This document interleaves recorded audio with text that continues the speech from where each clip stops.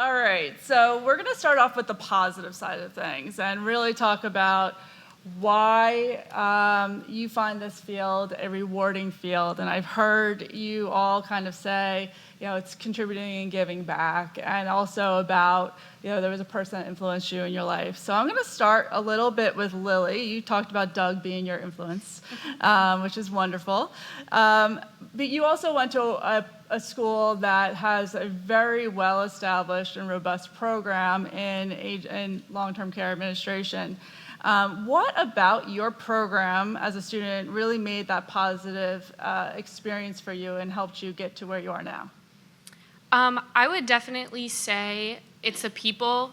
I think this field is people-oriented, it's relationships, and so I think the relationships between students, the relationships between seniors, and the relationships between faculty really makes a program special, especially in our industry. Reflecting back on the last 4 years of college, my cohort and the group that I'm graduating with is the biggest people I lean on. And I would honestly say that if it wasn't for them, being able to text them after a day at work, as an AIT student, and just kind of saying, I dealt with this today, or I dealt with this, and then, oh, I dealt with this too, or just being able to relate and understand that you're all going through different things or similar things is really, really beneficial. So I think that's really helpful, having a cohort of people. I was fortunate enough to meet 2 people that I'm still very, very close with the day I entered the program, and I'm still close with them to this day. And I know many of us in the audience have similar connections to that from our programs or from the industry, and I think fostering those relationships is very important. So that really stuck out to me. In addition to that, I feel like our program has a lot of connections within the field. So we've had the opportunity to attend conferences, become interns, such as myself, with the Vision Center, or speak or get involved with ACHCA, all of the different things. I think that really makes a program unique and positive. And so all of those things are things that I'm very grateful for in my program and that I found very beneficial to lean on alongside all of my schoolwork. Nice, thank you. And so Trenton, you had a different experience. You didn't necessarily come from a program like UWEC, but you chose an internship path that helped you really get into the field. So tell us a little bit about the LCS PDP program, what you really found to be enjoying about it as well as beneficial. Right. I did go through a little bit of a different path, right? The program wasn't well established where I was, and so when I found this program, I was actually in the middle of my internship at Trillium Woods in Minnesota, and I was lucky enough that we had someone there who was currently completing their AIT program, and so I'm learning from her through that process, right? I'm getting her insight as to the benefits of this program that she's in and why to her it's worth it. And so I started talking with her, the rest of the individuals in her cohort, and really coming to understand why people were going down this path. So I decided to apply myself and obviously had the opportunity to be accepted. And the benefits that I've experienced to this point, they speak, and I didn't recognize from the very beginning just how great these benefits were until I started networking and understanding that they weren't universal. But first and foremost, one of the more challenging aspects of this program is that you move, right? You have the opportunity to raise your hand and say, yes, I'll go where you want me to go.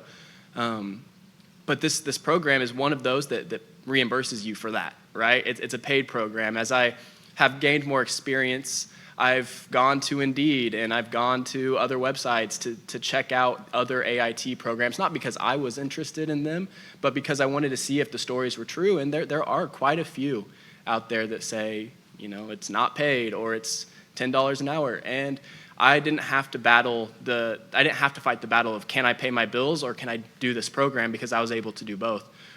And in addition to that, something that was incredibly beneficial that I took for granted at the beginning, but I'm very grateful for now, is that I was matched with a preceptor, right? There was an administrator that'd been an administrator for 8 to 10 years, and I didn't have to seek this individual out. I was matched with him, and I had the opportunity there to work with, learn from someone that I was placed with, and that became an invaluable experience for me as well.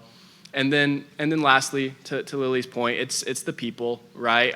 I joined this program. I was one of 4 individuals in the program. And every day you get to go home and you get to talk to who you want to talk to. And we bounced ideas off of each other. Hey, I've never dealt with this before. What are you doing? And that's kind of, I owe a lot to those people. And helping, 1, to keep me sane, but 2, to help me succeed. And that's why we're doing what we're doing, right? We're people. And there where our biggest strengths are. Well, thank you. So I don't know how many of you have known about the LCS PDP program, but is there anyone from LCS in the room? Not right now. But if you are interested in learning more about their structure, I know it's one of the more refined programs that's out there right now. And I'm sure there are others too, so we can definitely share more information about how to create really robust programs like that that'll help students like you get into the field and progress. So Haley and Ashley, I just want to ask you guys to chime in a little bit about what do you find as some of the more positive and rewarding aspects that you've experienced so far in aging services? I can go ahead. Okay. So when I first started, I started in admissions and marketing, and it was very quick for me to learn that no one ever wants to end up in long-term care. Everyone's first choice is to go home from the hospital, to find a family member to take care of them.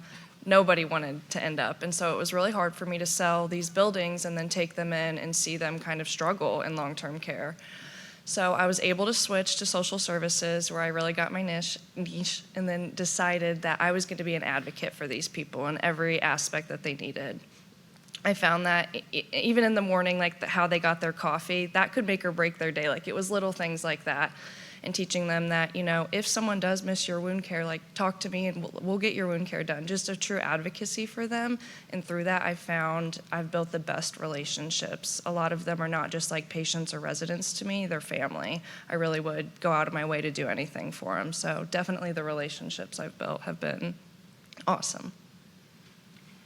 Yes, and I echo that as well, too. I think the relationships are really the most important thing to me, not only with the residents and their families, the staff, but also the greater community with other administrators across the United States and other leaders in our profession. I think I never feel alone. I always feel like I can go up to other people and talk with them, and I just recently transitioned back to the community in Fort Wayne that I'm at, and I grew up there essentially. My father was the executive director there for many, many years, and so many of the residents, saw me grow up as a little girl, and I worked there as a teenager. And to be back years later as the executive director now, it's kind of a full circle moment, and just it's made such an impact on my life. I know that for many of them too, we make such an impact every day, and to just those small stories mean so much to me, and I know that we help them with so many things, and it's really all about the relationships. Also the personal growth as someone in the field, watching how there's kind of rapid movement with some people in this industry is the opportunities that are there for students. I don't think a lot of people realize that, and I think that's where it's so important that we advocate for our senior living and services so much more, as we have to get the word out there to let people know that not only are we making this impact on others, but it's also, how are we impacting our lives as well. Well, thank you, guys. The positives are always, so heartwarming, and it's so great to hear your why about why you chose this field, but then also that the relationships have been so important to you. Some of the challenges, though, can really put a damper on all of that, as we all know, and it leads to a lot of burnout.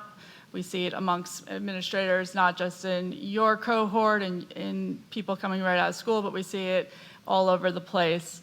So I want to kind of transition a little bit into the challenges. We can go back into the positives a little bit more later too. But I wanted to start off with one of the biggest challenges that I hear from students is when they're looking for an AIT. And so I definitely want to go into that a little bit. Ashley, I know you're coming from, I didn't hear you say you had a family member in the field, right? No. No, okay. So you don't have a family member in the field to help you open up some doors.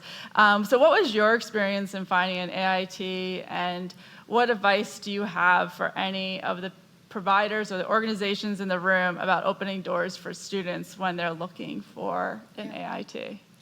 Yeah, it was definitely a frustrating process because after I graduated, I thought, oh, I'd find a job within 6 weeks, become an AIT, and go on my route. That did not happen at all. Non-clinical jobs in long-term care, I found I was really going back and forth between admissions and social services. I worked both of those, and I'm like, I have my foot in the door. What can I do now? Like, it took a couple times of begging, but 3 years then after I've graduated, so a few months ago, I was offered to start an AIT this October.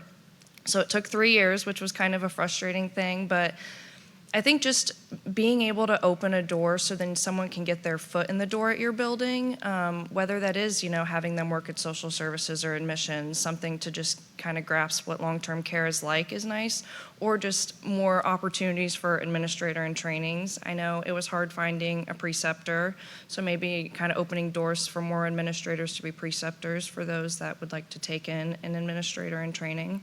But yeah, a 3-year-long journey. Yes, I've heard lots of cold calling and going through that preceptor list. Yep. Was anyone referred to the preceptor list? There's a preceptor list that most states have. And I've heard so many students be told, oh, call up the board. They have a list of preceptors. Then call up all those preceptors. And most of the time, those preceptors say, oh, I don't have a... I was told just show up at buildings. Just show up at buildings. And in this modern day and age, how many of your colleagues outside of this field are doing that type of work to get a job? None. Yes. So I've always brought that up because I find it's a lot easier to get a job outside of this field than it is to within this field. So and unfortunately, I know a lot of people that do leave or find at your age when they can't find those AITs, they do go to the acute care space, which is a lot easier to find a position. So thank you for sharing that. And congratulations on your AIT. Thank you. Yeah, when do you think you'll be done? So I'll start in October. I'll do, I think it's 6 months you're in a building, and then I'll take a test next summer. All right. So Yep. this time next year, we might see you at a Vision with your license in hand. All right, great. Thanks. Yes. So Haley, you also went to the same university, right? You guys were both from Indiana University, Indianapolis. That's correct. Okay. And what is your recommendations on how your program could have been helped you position yourself a little bit differently or opening more doors for other students in your cohort about trying to get into aging services? Yeah, so in my cohort, we were very hospital driven. And so I think and it's a fantastic program now. I know there's been a lot of work done with Doug and Sarah and just in BHI and other organizations. But during my time in the cohort here on this campus, we were very hospital driven. We needed to have more tours, more open doors where we can, speak to administrators. We needed to talk about senior living in the space more openly, more dialogue, just maybe in some classes, or just have the opportunity there. A lot of students don't really know what is out there about senior living. Oftentimes what I hear is just nursing homes. There's so many more opportunities that are available. Internships, expressing those to the students, sharing those with the students and how they can obtain those. I think just getting them out in the field to see a lot of different places, to kind of open their eyes to what senior living is and the opportunities that are out there for them. Something that I often share with students too is you don't have to be a nursing home administrator, or you don't have to be an assisted living administrator. You can work in IT, or you can work in social services. There's so many different areas where students can grow and develop in our industry. Thank you. Yeah, for programs like Eau Claire, it's wonderful. There's so many robust programs that have those connections. But for those that are starting to build up, how do you make sure that those students who have that little interest, that little flicker of light in aging services, don't lose that light, and they can find opportunities? So those are great recommendations. So Trenton or Lily, do you want to chime in about any other frustrating experiences you may have had in senior living? What do you see as some opportunities, or flip that around, that challenge that maybe that might be more of an opportunity to look at for the new leaders in this field that can help you guys prevent some burnout, perhaps? All right. You go ahead. I got it. I think what comes to my mind is something that I mentioned earlier, right? I had the opportunity with family dispersed across the country to not care about location, right? If I was going to be biased towards location, I was going to have to answer questions from the other family members, and I wasn't interested in that, so I didn't care where I ended up, right? If I didn't have that mindset, this would have been a lot more challenging for me. I had a mentor at one of my communities. He wasn't my preceptor, and he's an individual who I respect as much as or more than most people, just given his knowledge, his leadership, his expertise. And one conversation that we had on multiple occasions was he didn't understand, right, why people in my age group were prioritizing location over career opportunities. And it's a trend. That's what's happening, right? People my age, I have several friends who are more than capable, and at one point or another would have considered a career in this industry had it not been for the fact that they knew what state, what city they wanted to end up in, right? It was important to them. They had family there. That's where their fiance was. It's where their somebody was, right? And that's where they needed to be. So this opportunity wasn't nearly as available to them as it is to individuals like myself and those who join programs like this and are willing to move. A part of the way through the program, location started mattering just a little bit more, and that's where I started to really kind of put that struggle into context. And wow, I wonder what would happen if this had mattered from the very beginning. And what truthfully is the answer is I wouldn't have done it. And I'm glad that I did, and I wouldn't change it for the world. But I can easily see how that is a barrier towards our industry, right? If we want to continue to attract individuals who have passion, competence, and are willing to work with us, for us, and towards this goal that we all have, then we need to find a way to make it accessible to those in more localized regions, right? Obviously, there are other barriers that each organization has to consider, and I'm not blind to that. But if we can find a path around that considers those things, I think it'll be incredibly valuable for us and for the rest of the industry. And then additionally, I think that we just have to be continually open to innovation, right? We're seeing that more and more, and it's exciting. Our generation loves innovation, right? We love contributing to new technology. We want it. We want to use those things that we see on Instagram and TikTok to better our jobs, our careers, our industries, and our organizations. And if the leaders that we interact with are open to those things, then it'll attract us even more, because there's room for it everywhere, right? No industry is technology immune, right? We're creating that phrase. It doesn't exist, and senior living is not an exception to that. So I think that those are just a couple of things that we have to continue to be aware of, is creating more localized options, encouraging innovation, and then, of course, keeping in mind that people have bills to pay regardless of whether or not this is a great opportunity. Yeah, that's a really good point. And I know that the Vision Center has made a very positive statement about the fact that they really support the paid internships, paid AITs, because otherwise it is really hard for us to recruit diverse and younger generations into this field. And on top of that, we have the competition from the higher paying industries out there that easily offer up internships for other students out there. So Lily, do you want to add anything? I would agree with a lot of the points that Trent kind of mentioned in his. I do have a couple other things that I feel like I haven't ran in. Obviously, my program, it's very well established. We're set up very well. But I feel like I've observed more things than anything else outside of my program. And I feel like one thing that we can all agree on is our generation really values like work-life balance and the ability to not necessarily work like 60 hours a week. And so I think Not that everyone's working 60 hours a week. I hope you're not. But regardless, I think it is important to consider when you're looking at having an AIT student, considering how many hours or how much time or what their life looks like outside of their AIT is really important.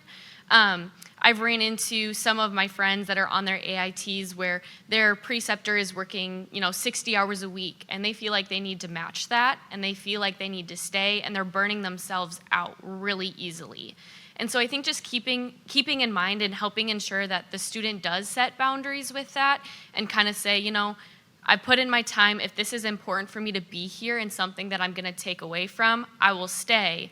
But if it's not something that's going to benefit me, I also have, obligations to go to at the same time. So I think kind of taking that into consideration is important from a student perspective and from an AIT perspective, and something that I really value and I know a lot of other people value.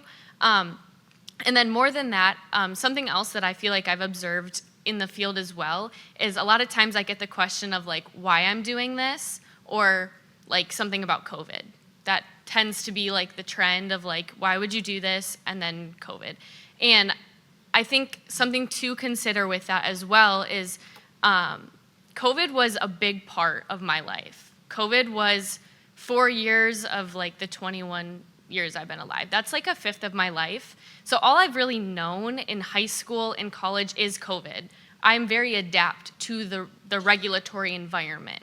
And so I think something to consider is accepting that that student has a different perspective to offer, and something that, maybe is a huge battle for other people. That's something that we grew up in and something that we've had to accept. And it's just kind of a normal thing for us. A pandemic, unfortunately, was normal for us growing up.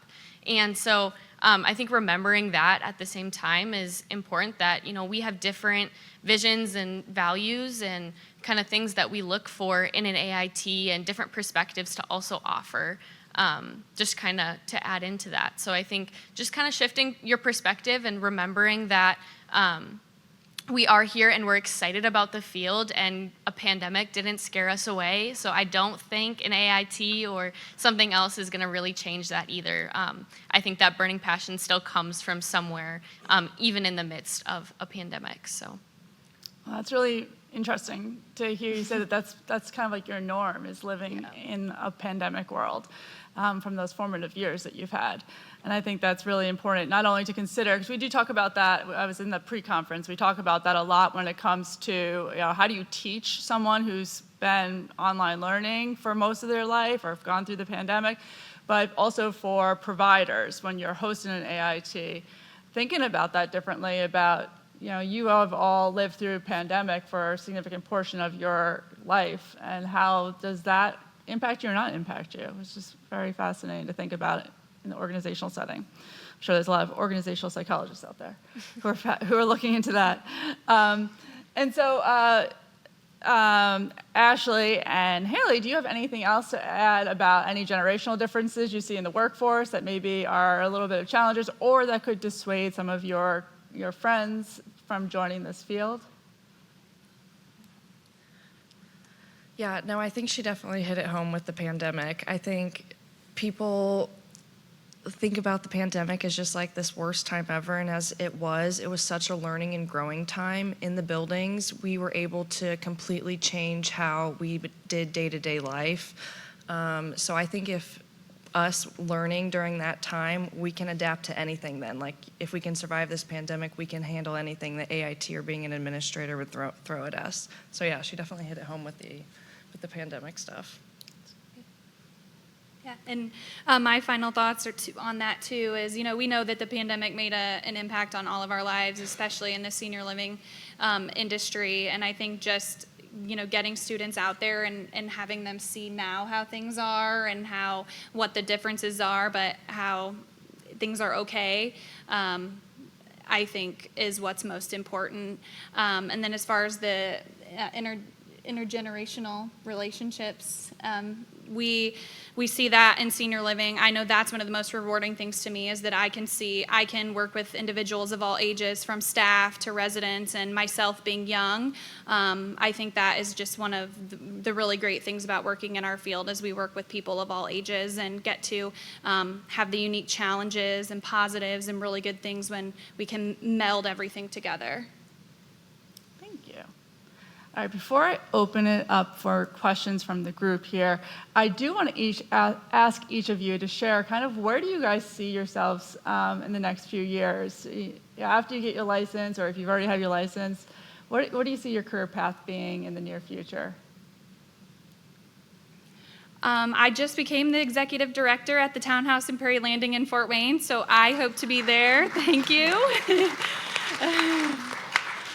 I hope to be there for many, many years going forward. So, yeah, very excited and very honored to have this opportunity, and I look forward to having many students come through the townhouse in the future. Nice. So you're going to host AITs? Yes. So we have a special program with BHI. So the AITs at BHI rotate through our communities. But I'm always someone that says yes to students. So if someone wants a shadowing opportunity, I always say yes. Internships, we always say yes. That doesn't mean we necessarily can pay for those, but we're trying to really increase all of the opportunities that we have to really have students gain exposure into our industry. So that's kind of a loaded question. So I am like 3 weeks into my AIT. So obviously I've had 3 years of schooling behind my back here and a lot of support. As I graduate next May, and I hopefully will get my license as a licensed nursing home administrator. What's to come after that, I don't know. I do love working with a population of seniors. I'm very passionate about it. Yeah, I don't know, to be completely honest. And I wish I had an answer, but I think that's honestly a very common thing that people feel. It could be administrator, it could be something else. I'm just kind of keeping my options open and seeing what's coming my way. I love advocating for seniors and making sure that they know how important that they are in my life and everyone else's. And so whatever form that looks like, I'm not sure yet, but I know it's with seniors, so. And I love that answer that you don't know. And I think I said that in the pre-con too, and I was told that's a great answer. But it is a great answer because I also want to make sure that any of the providers in the room, I've often had people say, well, I won't do an AIT because I don't have an administrator role open for that person to go into when they're done with their AIT. And I always say, that's okay. You don't have to have a position in your organization for them to go into, or a specific administrator or assistant administrator role, because you might have someone like Lily who's not sure that's really the role she wants to take on right away or ever, or what that may be. So that's okay not to have that next opening ready to go. You are exposing, you're bringing someone into the field and training them, and then let them figure out their path. Yeah, I would also say, like, one of my passions is I'm really, really advocating for all of the projects I'm part of on my AIT, getting that experience and everything. So I would say, like, that's honestly what's been most important to me. And so beyond that, just kind of figuring out how I can incorporate those projects and continue to impact the lives of seniors is definitely really important to me. So I don't think that varies for everyone in the room. So Great. If I could piggyback really quick on what you just said, Christy. One thing that impressed me in the interviewing process as I was considering which program I wanted to be a part of was a concept that didn't appear to me beforehand. You know, I feel like a lot of us, including myself previously, fall into the line of thinking that it needs to be this way or no way, right? An AIT into an administrator, into whatever comes next, or as an administrator for the rest of it, right? And that's what I thought that the AIT program needed to look like, until I found myself considering one of two options, one that looked that way, or the other where this company said, you'll be our AIT, but you're going to start in the marketing department, and you're going to gain experience there first because we feel like that helps you to gain the most experience in our community to be able to become familiar with it. And they had a line forward. They knew what that path generally looked like, but it wasn't a, hey, you'll be in this position for a year and then you'll do this. It was, we want you to gain experience, get to know our community. And they sold me on the vision, right? Now, ultimately, I didn't go that direction, but it made it a viable option in my head, something that communities who need help in a different position, whether it's admissions or social work or marketing, they're able to, and you're able to pitch a vision. Our age group, we love that. We love being a part of something big, and we buy the vision most of the time. Now, in terms of your other question, where do I see myself? Yes, I'd like to plagiarize Lily's answer. Not really. I've become cautious about that answer because every time I've answered it, the next year something has dramatically changed, and it's been for the best each time, right? I didn't see myself as an AIT, and then 6 months into a 12-month program, I got moved to Texas, and I'm a full-time administrator there, and now 5 years, what do I expect? I don't know, but at the same time, I do know, again, that it'll be in senior living. I hope to be an administrator, an executive director, or just in leadership somewhere, helping this field continue to progress. I want to continue to expand, take more partnerships upon myself, such as the one that we have here today. I think this is an incredible opportunity, and I want to continue to expand in that way. But where I'll be, I don't know. I just know that this is the industry that I'll call home. Nice. So I've always heard the phrase, we make plans for ourselves and God laughs. So it's hard to put a 5-year plan out there, so I hope he's not laughing at what I say. But I definitely want to successfully complete my AIT route and then obtain my health facility administrator license. Whether that be being an assistant administrator afterwards or an administrator, I'd be thankful for either. I definitely just know I want to keep improving the lives of seniors, whether that is an administrator or not. Just to keep my foot in the door at a long-term care building would mean everything to me. And then to be a mentor for people, just to show other people, especially younger generations, that this route is possible and here's what I did and here's what I can offer you from my route. But yeah. Great. Well, and I think that also, speaks to your guys' point about the pandemic. You guys are able to pivot, you want to learn different things, and you want to experience different things. So it's a career lattice, as we always talk about, and you seem to be open for that. So it's wonderful. So I wanted to open this up for questions from the group here. Hopefully you have a lot of them because I'm running ahead of schedule, and I don't want to mess up Kiki's schedule here. So what questions do you have? Bob. I'd be interested to hear from students, particularly, obviously. I have something I can throw in there. My program director, Sarah Johnson, she every semester held an interview day where she got people from the community, people from long-term care hospitals to come in, a representative from each of their buildings, and meet all the students. And the students could be one-on-one with them. And just to get to meet people and hear their vision and what they wanted was everything. And so I think that really opened a lot of doors for me. So hosting an interview day, Sarah can teach you about it. I think along those same lines, I was impressed. I started out in a different program than the one I finished in. And one thing that impressed me was we had these companies that would come in. It was like those introduction days, right? You're in Communication 100, and you have different companies coming in and telling you about what kind of opportunities are available in their company. Honeywell came and they sold their company. I really thought that's where it was at until the next company came up and sold me on their company, and I don't remember which one it was. But it's that same practice that holds true today, right? Exposure will always do the trick. I don't think there's a shortage of interest as much as there is a shortage of exposure, and so being intentional about the partnerships you have with different universities will be invaluable. I think that as you prioritize even local universities, right? It doesn't have to be going across the nation, which fortunately we have someone pioneering that effort in the Vision Center. But as individual organizations trying to grow, or universities trying to grow your program, just knowing what organizations are around you and not being afraid to say, hey, come in, talk to us, talk to our freshmen. I know it's going to be 4 years before they're ready to contribute, but come in, plant a seed, and we'll find ways to water it throughout their 4 years here. I would definitely say create ways that you can get students involved in different activities within one another. I think in your undergraduate programs, you're very lost. Constantly, students are confused as to what they want to do with their life or what they want to major in. But I think at the end of the day, you all lean on each other. And so I think it's important that you create ways to foster relationships between the students.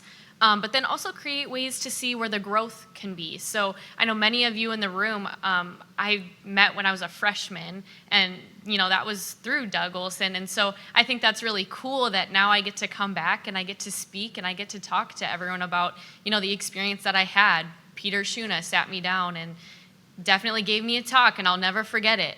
And it was what I needed at the time, though, and it was the direction that I had. And so I think just creating those relationships, whether it's through creating an ACHCA student chapter at your university to create those relationships, or providing networking opportunities through your classwork. Something that is really common at UW-Eau Claire, especially in our higher level courses, is we will have speakers come in from different providers, universities, all of those things, to give their perspective on the field. And it also allows us to kind of all talk within one another and just learn about how broad this field is and how big it is. And so I think it's important that, your program, it might be small, it might have a couple people, but at the end of the day, those couple people are who those students are going to lean on and who they're going to go to at the end of the day. And so definitely find ways to be creative and create those relationships within your program to really make it personal. I did not come from one of the programs, but what I've seen happen with Indiana University, Indianapolis here, and my company, BHI Senior Living, is that we've kind of created a pipeline. So, and the Vision Center is a part of that as well with Doug, and I know that there's been a lot of conversations. Sarah holds the interview days where the students and providers are able to have the conversations, as well as at least once or twice a year, students have the opportunity to come out and do those site visits. They also have it's that dialogue, that conversation that they're able to have between many of us who work in the industry. And so I think just keeping that conversation keeping those site visits going, I think has been very beneficial, and it's resulted in many AITs, many internships, and actually job positions that we filled after a couple of years now. So it's working very well for not only us, but students as well. And I'm really excited to see where it goes in the future. And it's not, we haven't made it a complicated process. So it's fairly simple and it works well. I want to go ahead. I want to touch on just one thing that reminded me of, and that's just the very simple concept that, UW-Eau Claire has an elaborate, very good established program. They didn't get there without starting, right? I remember I had a program I was a part of at BYU in Idaho that there were 6 students, one professor who said, I'm passionate enough about this to be the champion, and she just did it, right? She started it, and it took one champion to grow a program and eventually a campus of individuals who became co-champions of this program. So it's really, all of this being said, great ideas. If you don't have a thorough program, you don't have to have it mapped out right off the bat. Just start. And mentorship is everything. I always benefited from being connected with alumni when I was an undergraduate, and now vice versa. As a graduate, being connected to the undergraduates, it's such an important relationship for them to have, and I knew that was important for me to get to where I am today. So mentorship is everything. Nice. So I heard a lot about exposure, mentorship, making sure you have people coming in. I've always said the same thing. Honeywell, who would have thought that you would have worked there, right? But if we had LCS in front of you, you might have said that was your next greatest thing, right? Right. So we need to be out there just as much as these big corporations are, in front of the students, and then they might say, hi, we want to work there. Right. Yeah. Thank you for that question. Yes? So bear with me. So my name is Josh Berg. I'm from Minnesota. I teach a course at U for the assistant living there. I can touch on it a little bit. And I'm going to shout out a program that Vision Center has put together, something called Wish of a Lifetime. that's something that, we'll touch on probably later on in the symposium, but that experience of Wish of a Lifetime, it offers the opportunity for a student that's currently on their AIT to connect with a resident and then partner with Wish of a Lifetime and allow them to grant a wish of something that they would like to do. So whether that's go to a baseball game, go visit somewhere in Hawaii or a memorial or whatever that looks like to the resident, the student's actually allowed to get that, personal touch and that person-centered care to the resident and then go through and provide that experience to them. So the person-centered actual care. So the regulations are very important, and I think everyone knows how important that they are, but I think that you can get creative in many ways by partnering with things like that. There's many ways we would love to have 1,000,000 wishes, given out with Wish of a Lifetime, but it's just kind of fostering on how we go about that. So I would say that is like one resource that I would love to see more groups take a bigger advantage of and for. Yeah, I'd have to think a little bit more, but there's probably more in my head. Thanks. What comes to my mind is yes, to both of your points, regulation's very important. I mean, it's critical, right? But we can learn those when I didn't touch a regulation until I started my AIT program, and knock on wood, I've done pretty good learning them so far. And so not to diminish their importance by any means, but I think that this conversation opens the door to opportunities, like we said, to have career days, people who just inviting guests that understand the field, right? My preceptor, he didn't talk to me more than 30 minutes total, and hopefully this is okay, about regulations.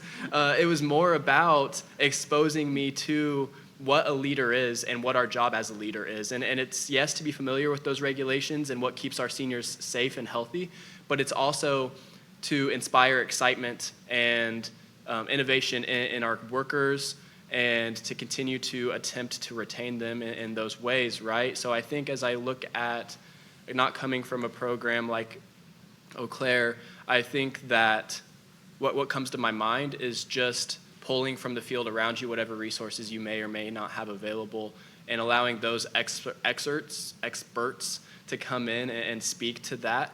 There's plenty of IT opportunities in senior living. There's plenty of those others, and kind of shifting our focus away from we have to know all of the regulations right now to we need to know what our employees value, we need to know what our residents value, and we need to know how those things fit in to the regulations, right? How those things can all coexist. It requires some adjustment, I think, and it might be idealistic, but it's a chance. It's an opportunity.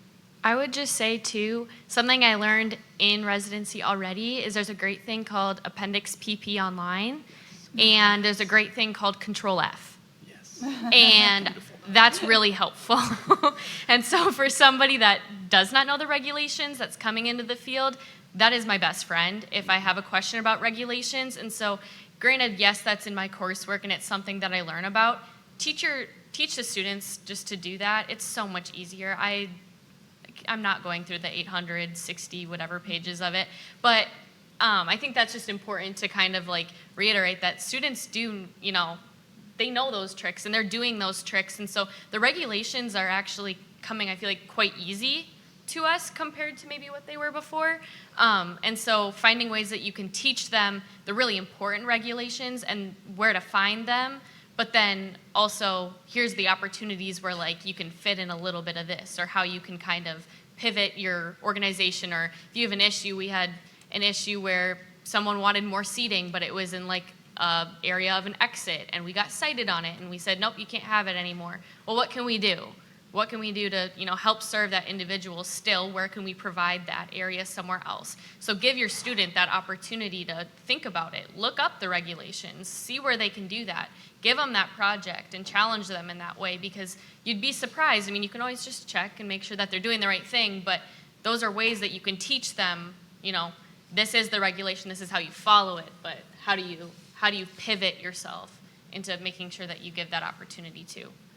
And I think that's the biggest thing, right? Real world experience. The opportunities and projects that you'll have to work on in your AIT are the most valuable things that you'll experience in your journey to become an administrator. If we can start those real world opportunities in the classroom and partnerships from the classroom to the community, just having an opportunity to contribute as a student while you learn, it grows your excitement in the moment. Yeah, I was thankful in my program that it was actually mandatory, you had to have an internship. And so I noticed that I started taking so much more away from class, not just from discussing what we did in the book that day and how I didn't learn how to take care of a person that way. After my internship and we came into class together, that was some of like the most impactful conversations that I learned that, okay, this is what's going good for this person and this person. This is how I can become a good leader. So yeah, definitely getting a foot in the door and then being able to discuss that with people that are going through it too.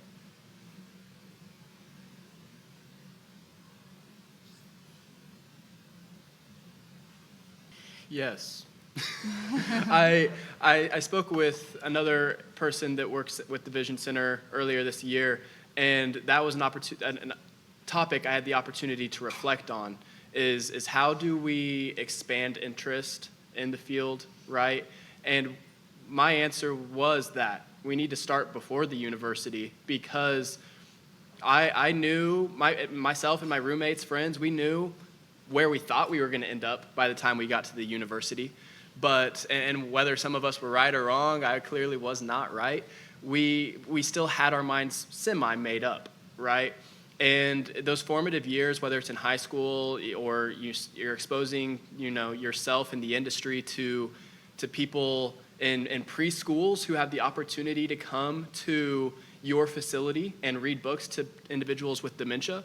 I mean, that's too young for them to remember, kindergarten, you're not reading in preschool, but they're too young to really remember. But if you the earlier you start, the more formative and more connected an individual is going to be.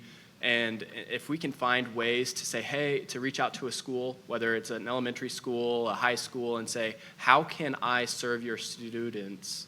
I think that will end up paying dividends in the future. I think volunteer opportunities are really good, is connecting with those local high schools or even middle schools and giving them, saying, hey, I have 3-4 hours. Would your students like to come in and volunteer, and just expose them to the field? I think seeing if you can partner with the local high school for CNA classes is another opportunity, or just, I know the high school I went to in Fort Wayne, my senior year, I only went to school half of the day. The other half of the day, I did an internship. So at that time, I actually rotated through a couple of different local organizations, but it definitely does start before the university level. And I think just kind of we sometimes say no, but I think just trying to always say yes and trying to put ourselves out there as operators can be very helpful to making those impressions really early on. I would just say something that I've noticed is that there is a lot of high schoolers that work in all of our communities as dietary aides, CNAs, RAs, housekeeping, whatever it looks like for them, they are everywhere. And those people already have the burning passion. They're already there, they're already working it. So how can we talk to them and give them opportunities to see what we do on a day-to-day basis? How can we show them a little bit more about what the opportunities could look like for them if they stayed with this field? Because they are already passionate about the seniors. We don't have to do that. That work is done. But, it's just providing them ways that they can foster and grow and learn something new, I think is really beneficial in an operator point of view. Yeah, I think it definitely starts in high school, because if you can show that your company is willing to take someone in and maybe even give them a route from a CNA position to LPN to RN, just to give them a path is everything. So, and you're so right, there are so many high schoolers in our community, so to invest in them, they will stay with the building because they have some of the best drive that I've seen. Right, and I think that one thing I learned, this wasn't something I learned in senior living, it was something I learned, as I mentioned, in education, but a high schooler comes in as a dietary aide, and they have, oftentimes they're trying to get extra money, get ready to go to college, but they have aspirations, right? And as the operators, we're the presumed experts in our fields, and we know what opportunities lay ahead. I spoke with a cook the other day at our community, and he's there to get money to go to school, and he wants to study cybersecurity. And I promise you that somewhere along the lines, whether it's with our partnerships with other technologies or within our own operations and communities, there's an opportunity for someone in cybersecurity to contribute, right? Now, they may not be at the forefront of leading a community, but they're doing a very important, increasingly important work behind the scenes. And if he doesn't have a leader at some point that says, I know what issues lay ahead of this industry, and I'm willing to invest in you because I know that it'll turn around at some point and be a positive for us, then we're missing out. But if we do that, then obviously we're unlocking a pretty good benefit. I think I saw one other question over here somewhere. Yes.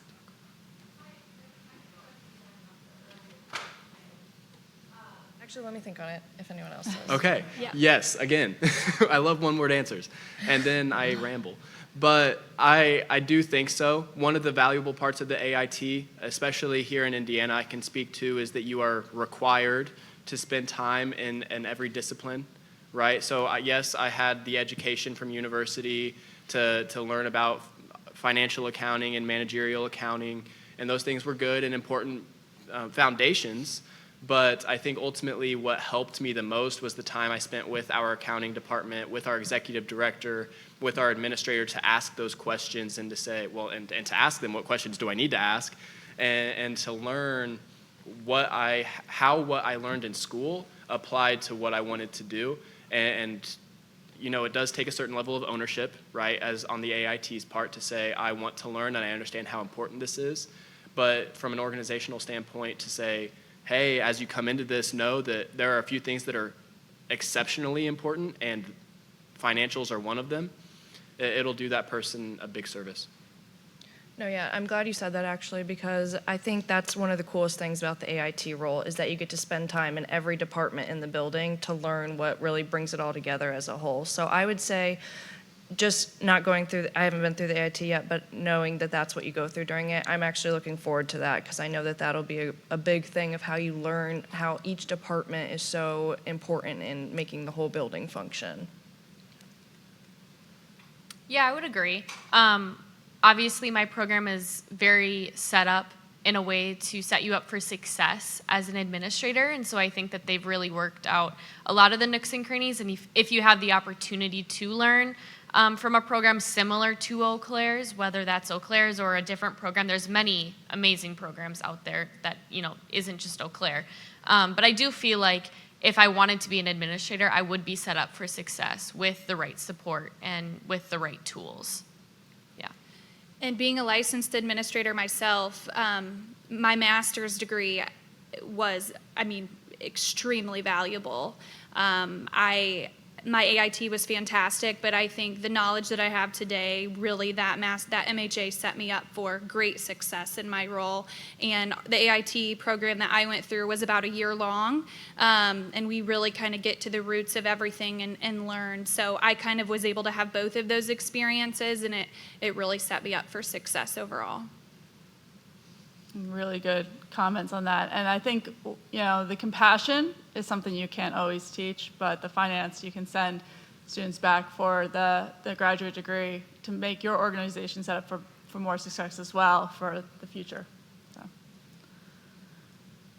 Any other final questions? Yeah.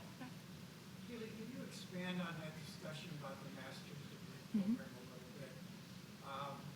The reason I asked. Yeah, so I decided to get my MHA right after my undergraduate studies, and with the MHA, I went through courses, through financial courses. I went through econ, strategy, operations, and we really dug into the nitty-gritty and used healthcare examples to work through some of those courses.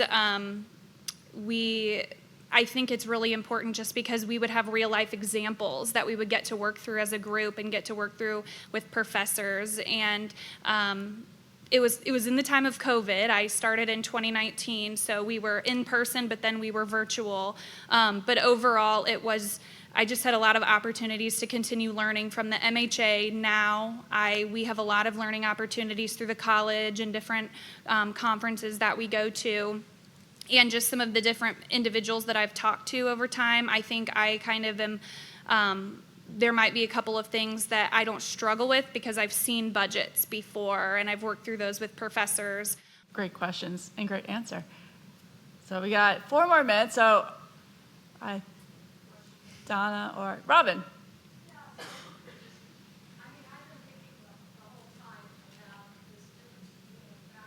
I think ultimately an undergraduate program to me is something that helps you get your foot in the door. And then your master's program is something where you really hone in on what you actually are looking for. And so I do think that there is differences and there is a little bit maybe more in the nitty gritty when it comes to a master's program. Do I think that every single university should have a program like UW-Eau Claire? No, because it's not for everyone, and not everyone is going to be able to handle a program like UW-Eau Claire. That's not realistic for everyone.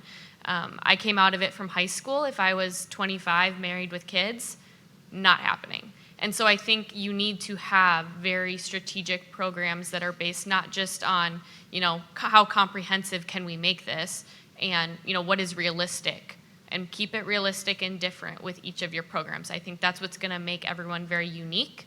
But in addition to that, my last year, I stopped working in senior living, and I just noticed I was getting burnt out. I was taking classes for senior living, I was volunteering in senior living, and then I was working in senior living. And all of it together, I didn't have like an escape. And I loved it, don't get me wrong, but it made me forget my why in a way. And once I took that step back, I almost rethought being in senior living because I didn't have a reminder last year. I no longer had the reminder of volunteering or working.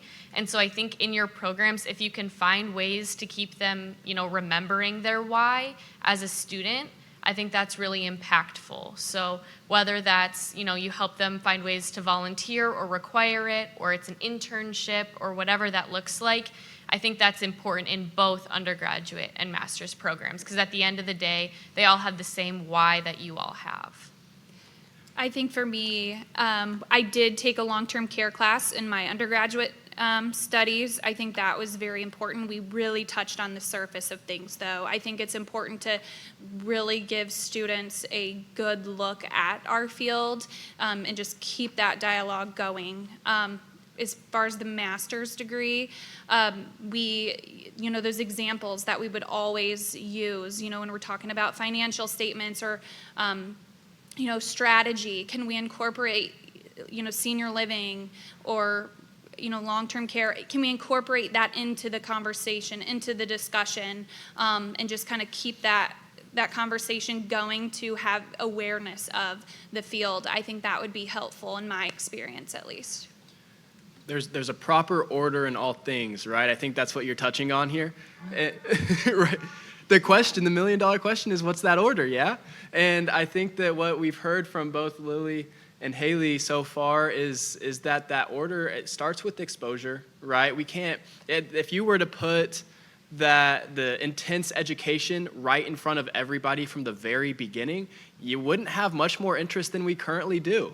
And that's because, I love analogies. I'm going to spare us all because we're already at 5 o'clock. But to answer your question, it starts with exposure. I think undergraduate is about getting the industry in front of people, those career days, interview days that we've heard about, and maybe a few classes at most universities that touch on what's available in this industry. And with that exposure, hopefully and potentially, you ignite enough curiosity and enough passion that individuals come back for that master's program, right? I think, we all have a fiscal responsibility to different stakeholders, so it wouldn't be responsible to put an intense program at every university, but it doesn't have to be an intense program at every university. It just needs to be exposure from the beginning. Great. Well, thank you guys for sharing all of your experiences and your words of wisdom. And I definitely heard a lot about mentorship and exposure. And it's something all of us in this room can work on doing more of. It's really not that hard. You got some great examples from this group here today. But I definitely want to thank you all and give you guys a big round of applause for doing this for us today.